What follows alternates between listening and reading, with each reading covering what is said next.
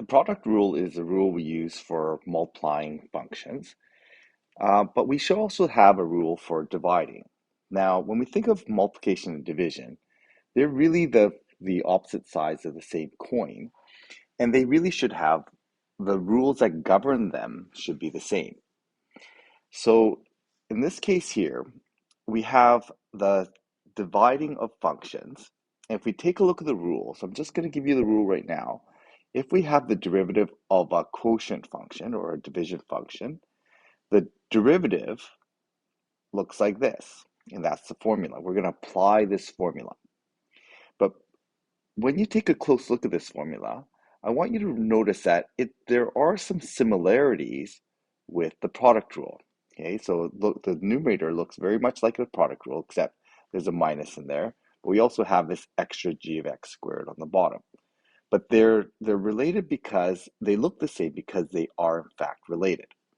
Okay, when we talk about multiplication and division, we really use the same area model for both. So the quotient rule is a rule you're gonna need to get to know this formula, but it is connected and related to the product rule, and we'll show proof of that later.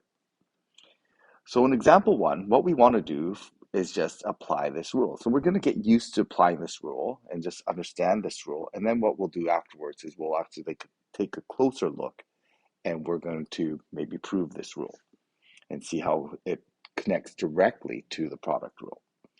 So first thing is first, we're going to differentiate this expression. So I'm going to follow the rule. Okay, so I'm going to have a quotient here. I have a numerator for that rule, and I have a denominator.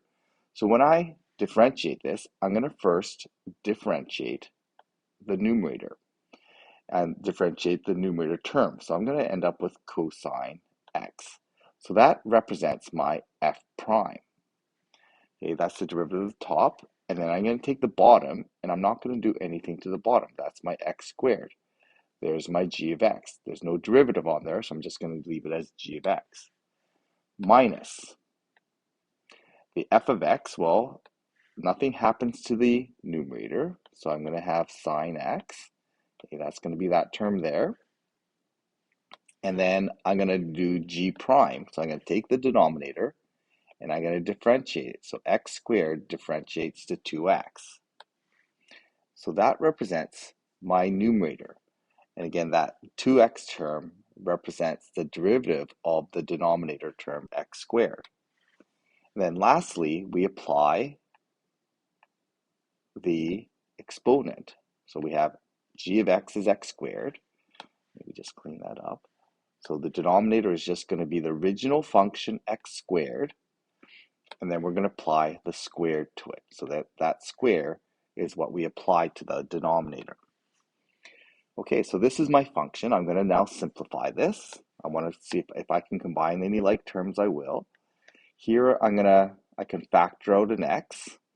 So I'm going to have x, and then I'm going to have x cosine of x minus 2 sine x. And that's all over x to the power of 4. I can simplify those powers, so I end up with x cosine of x minus 2 sine x all over x to the power 3. And there is a derivative of that quotient function.